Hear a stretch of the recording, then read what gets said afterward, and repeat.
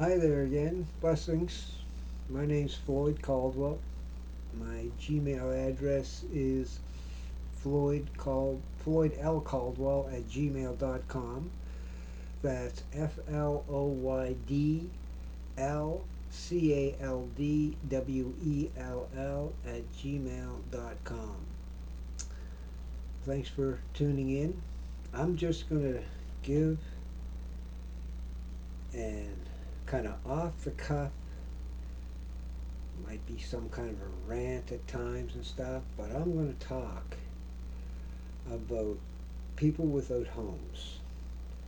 Now, I live in the east coast of Canada, I live in Nova Scotia, and I have quite a few years' experience of working on the streets of Halifax and of Kentville, Nova Scotia.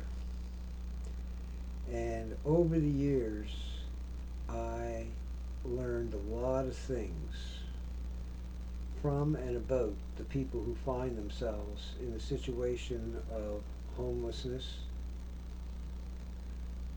I understand a lot of all of the mental, the drugs. You know, you've got drugs, you've got alcohol, you've got a lot of schizophrenia, psychological, physical, or sexual abuse in the past.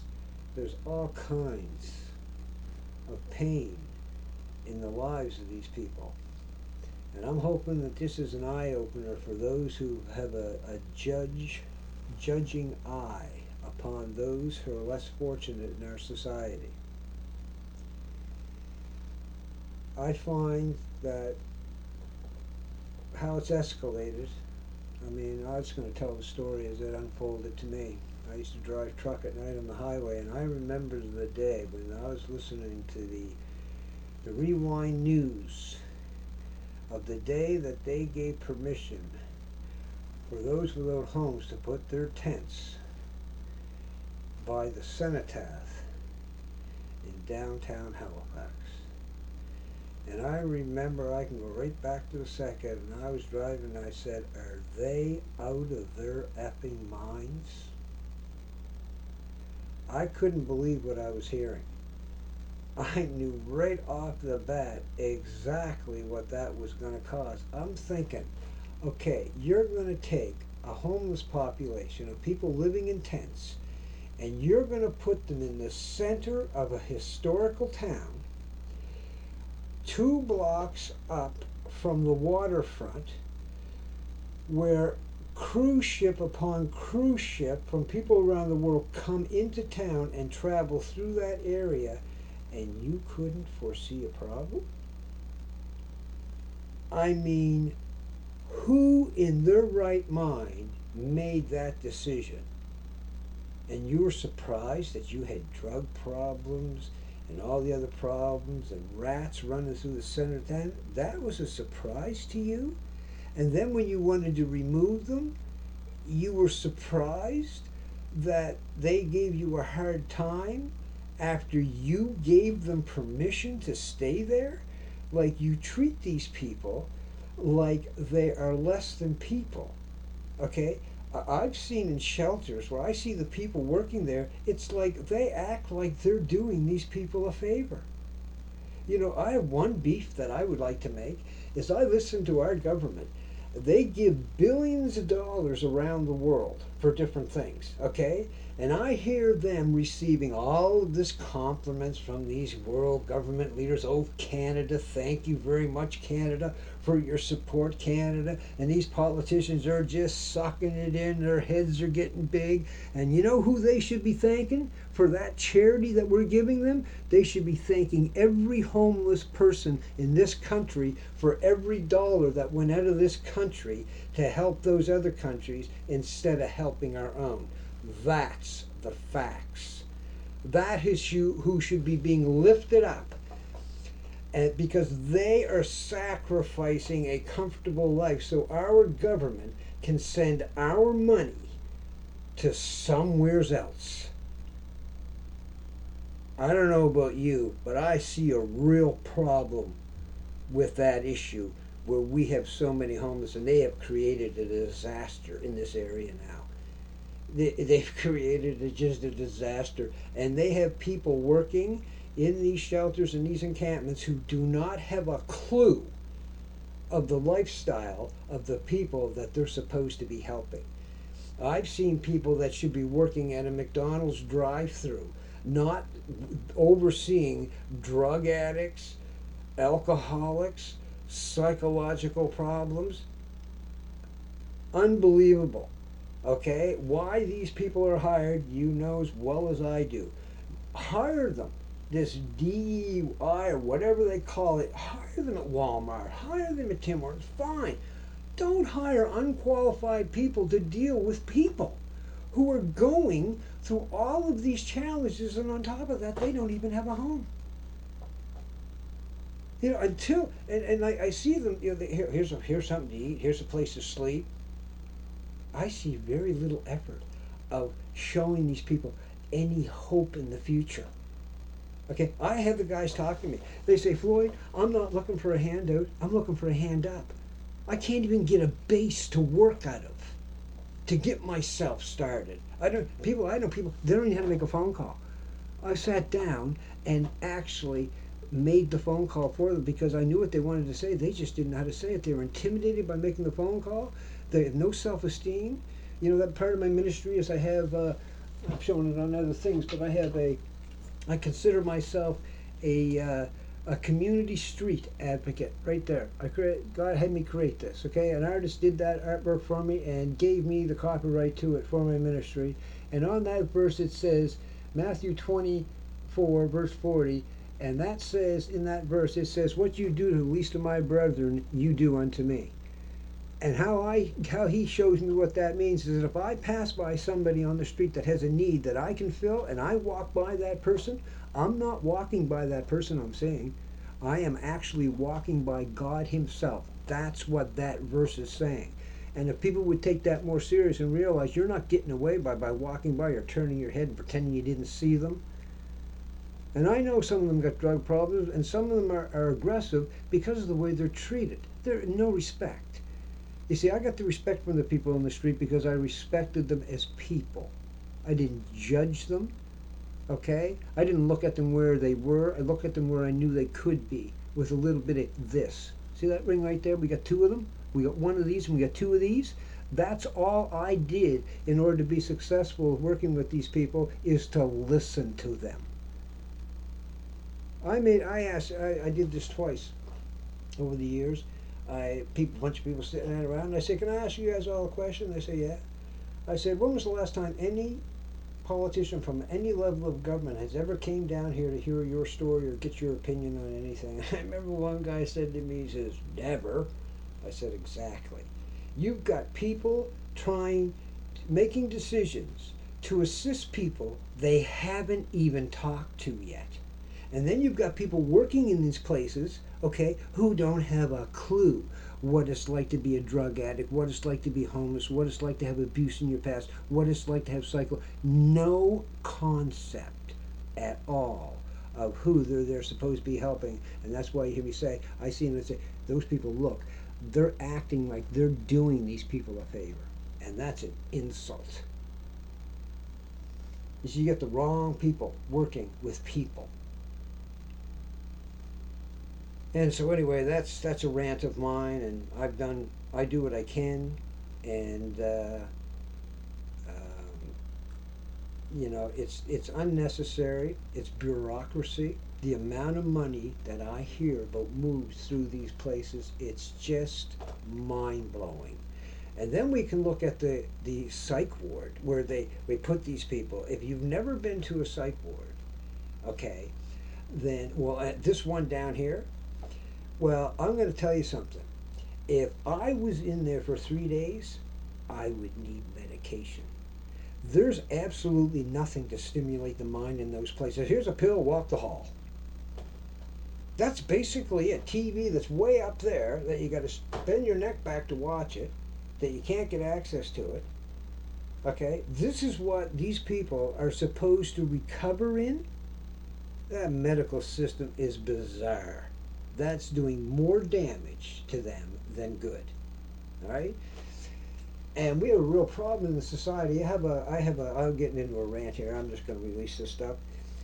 You see, I look at counselors, and counselors, what they do is they talk a lot, they sympathize, and then they prescribe. Okay? Here's what I do. I console people. I listen, I empathize, and my empathy comes because I have enough experience that I can literally empathize with pretty much any of these people, knowing exactly what they're feeling and going through. And then I don't prescribe, I provide a solution that does not include drugs. Here's what they're doing, okay? And I know this by experience. What I do, I've talked to guys and I've said, okay, give it to me. And they said, what do you mean? Give it to me. Give me everything nobody else will listen to you. Tell me what you're pissed at. Tell me why you're angry. Tell me tell me it all. Do anything. Bang the table. Just don't touch me. So I say to them, give it to me. And as they do, and I tell them, this is in confidence. This is between you, me, and him. I'm not a gossip. So I sit, and while they unload, I'm sitting, and all I'm doing is I'm listening, and I'm looking to where that pain is coming from. And it's always deep set. It's always in the past. It's a lot of very similar fires that are down deep inside of people, and I just listen until I find it. When I find it, I bring it out, and when I bring it out and we expose it, then we know what we're dealing with. I don't need a drug to cover it. What they're doing is they're drugging a symptom instead of finding, I'm concerned you're depressed, but I really don't care, because what I'm concerned is I want to know why you're depressed, not the fact that you're depressed. What's causing the depression? And by listening and hearing, you find out where that pain is coming from. Now you know what to attack and deal with. And I'm telling you, that's what works, not these pills. Not this pill pushing. It's unbelievable. To me, it's inhumane. That's the way the medical system is run. It's like, here's a pill. Shut up. Here's a pill. Love a pill. You know, it's frustrating when you see people that are in a position that should be there, not for the money, but for the right reasons. Especially when you're dealing with people and their emotions and their hurts and their pains. Because it's obvious the way they're doing it now is not working, is it? And to deny the problem only makes it grow. And there are solutions, but you have to have people listening. You know, like Halifax has got a big problem. And that's only that's the whole country. The whole country, right? They have created this problem. They've done it on purpose. They'd like to see you suppressed. They like to see you under their control. They don't want to see you grow. This is a crazy world we're living in right now, and it's time for everybody to wake up. You know, they're not going to like people like me even bringing this point. They want you just be as subservient as they want you to be. Do what we tell you to do. Don't ask questions. Don't question us. No, this is the way it is. Okay? That's just the way they do it. They tested us. They tested us during the pandemic, and we know it was a lie. We know it. It's been proven. If you don't believe what I'm saying, it's because you're listening to mainstream media and they are lying to you. Do your own research. Google stuff. You'll find out it's all been exposed. It was crooked. It was control. It was just a way to see how complacent you would be. Because if you know what Scripture says, which is the other part of my cards, my ministry, and that talks about that verse there, is Luke 21, verse 28. Okay? SRS means Spiritual Revelation Series, and that verse talks about when you see these things, look up. Your redemption draweth nigh, and it's real close. This world is in chaos everywhere. And so we only have control of what we individually do on a local basis. I can't do anything right here to change what's going on the other side of the world. I can only do what I can to affect the people that I run into on a daily basis in the areas that I'm in. That's what I have control over, and so do you. Okay? And from that, it's people that will make the changes, not the governments. The governments will never change until the people change, and then that will force the government to change because the government doesn't respect us. The only thing we are to the government is a vote. Okay, it's obvious. We all know it. Everybody plays the game. Okay, they run elections. They lie to us. It's illegal for them to lie to us during an election because they tell us all kinds of stuff they never do. Okay, there's no ethics. It's all hypocrisy and power and greed, and they don't have our interests at heart at all. They're globalists. They have a global set agenda, which is Scripture tells us about world government coming, and hopefully you won't be part of it. You'll be out of here before that happens. It depends on what you believe. Some of the other messages I give you will hopefully give some enlightenment, but this is a totally different subject. This is a reality that I see face, I've been involved in, and it's been very frustrating trying to get anybody to do anything. The bureaucracy is just unbelievable, but I believe that it will be fixed eventually, somehow, some way. Something. Maybe this will help. Maybe this will bring it out. I brought it out to as many people as I can as to what I know is going on. And it just depends on which way the Lord pushes me as to how I push it. I'd rather cooperate with them and fix the problem. But if they don't want to cooperate or reach out an olive branch, then I'll just expose them. Simple as that. It's going to change. It's not staying the way it is. People do not deserve to be treated that way, especially the amount of money that's being spent. It's wasted money. It's a money laundering thing. Basically, it's a money mill. Fill the beds, get this much money. Okay, keep the money coming in. Keep the beds filled, get this much money. I have a question: if it's a temporary shelter, what's the closing date?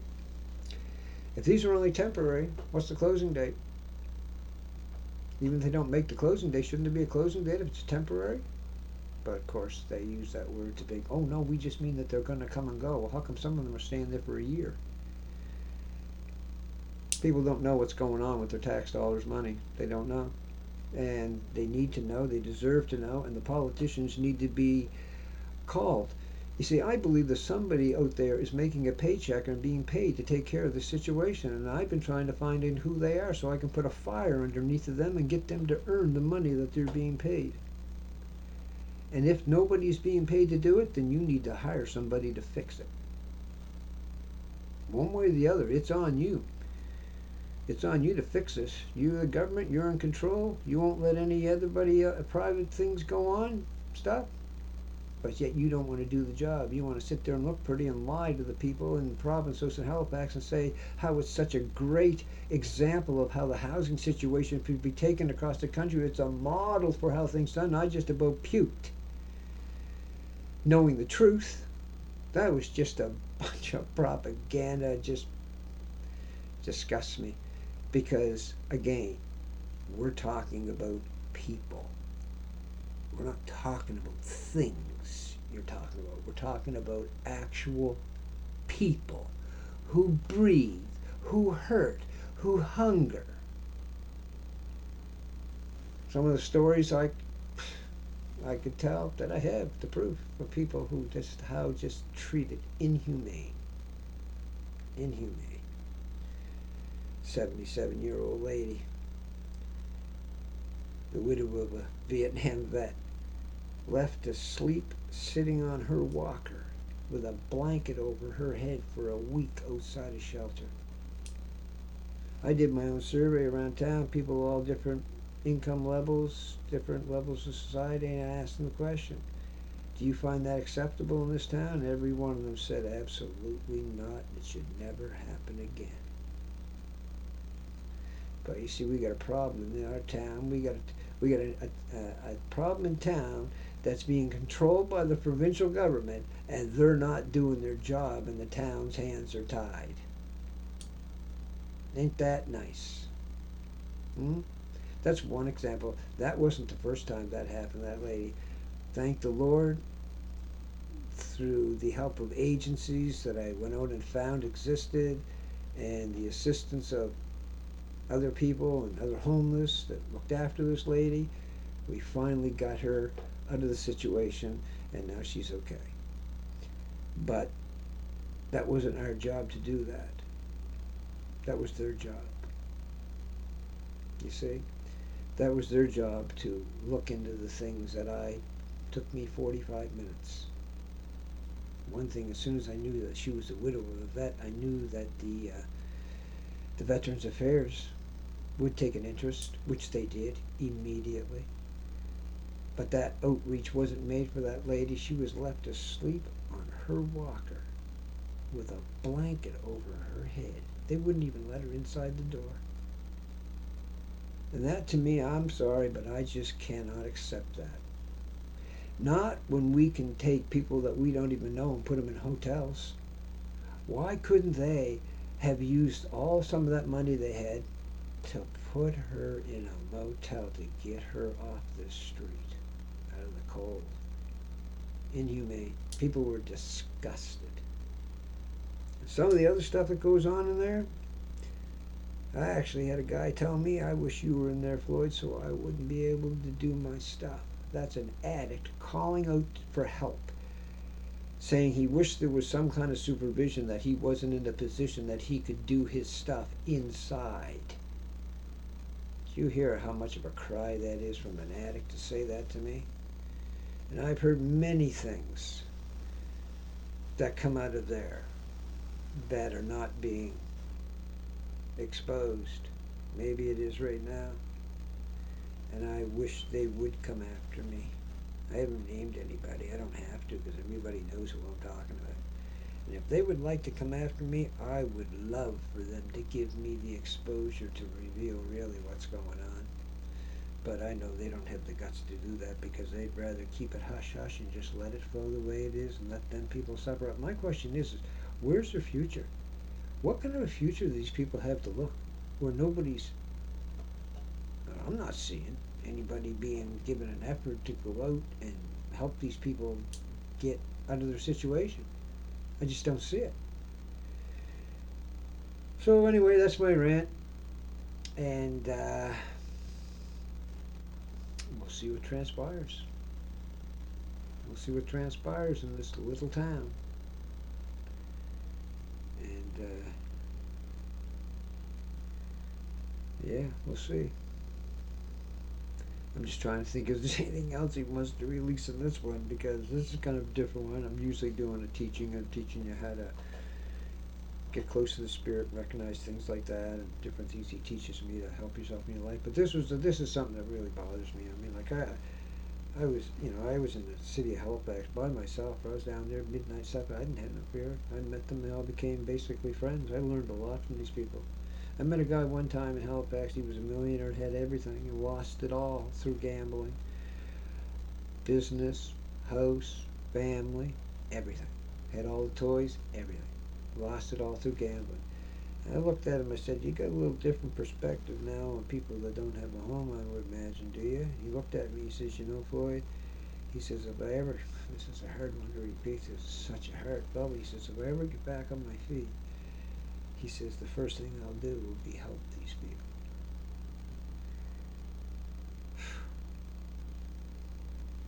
That's one of those stories I never forget.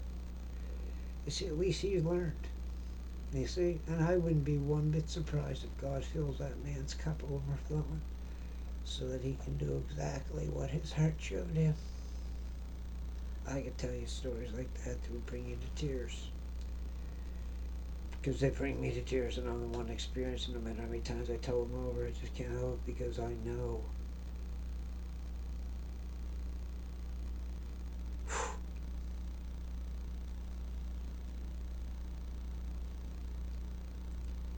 I know how much he loves them, just like he loves everybody.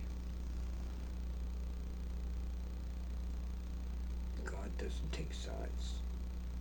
People do. They put God in a position when they take the wrong side. Free will, man. You pick the wrong side, God says, you break my heart, but I respect your choice. Glad you're willing to accept the consequences, because that won't change. And that goes for anybody out there who's working with, taking care of people who are find themselves in an infirm position or needing care. You damn well had better know that God's watching you, and you better not be mistreating those people just because they're in a vulnerable situation, because I'm telling you right now, you're hearing it straight from Him. You will be rewarded for what you're doing. If you're doing that, I would suggest hearing this right now. You repent and you turn from it, and you ask for forgiveness, and you change your ways right now. This is pretty heavy. This is coming out of nowhere. Someone's getting this. This is meant for somebody. Hopefully for those who I'm talking about who are in charge, that they catch wind of this video. Because it's all about making a difference, isn't it? Isn't that what we do? Isn't that what we do every day? We do things to make a difference. And hopefully people are doing things to make a difference in other people's lives. Because if you do that, I'll guarantee you, by the promises of God, that He will benefit you and bless you for doing that for others, especially those who are less fortunate than yourself. What you do to the least of my brethren, you're doing it to me. Powerful word. Powerful word that you will now never be able to deny that you heard it. Remember the white throne judgment where we all face Him? You will never be able to deny at the white throne judgment in your life where you've heard truth and denied it, refused to look into it or go with it. Never. He will bring to your mind every time you've heard truth in your life. With that, God bless. Thanks for tuning in again. Oh yeah, the subscribe and not the scribe, what is it? Subscribe and the like, or dislike, comment when we get it open. I welcome it. It's all about clarity, folks. That's what I'm all about. Bringing clarity to a lot of confusion that's not necessary. God didn't make His word difficult. Oh, here's one for you. I'm going to add this because He's bringing it to me. I might bring it up again. When they interpret God's word, when they take the King James Bible and they interpret the easier to understand language and easier to understand language and easier, and pretty soon you're not going to know what you're reading. But here's the question. What would make a person think that God, knowing how much we need that word, what would make you think that He would put it in a book that you can't understand? If that's the God you're serving the wrong God. My God would never play games like that. So there's no need to interpret the book into easier to understand words.